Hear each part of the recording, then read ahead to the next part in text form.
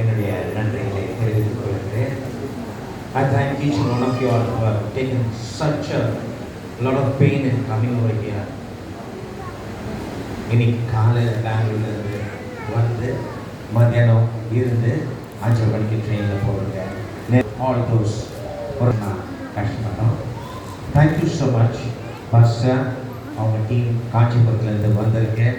ஒவ்வொருவருக்கும் pastor, thank 11 pastors for coming here and all the my brothers and sisters. I see the hall is being packed. There, thank you. Now, Mr. John Devadasan, who was working with me, our பேசுவாங்க. S, பார்த்துக்கலாம். Appointment ஒரு சின்ன introduction கொடுத்துட்டு நீங்களாம்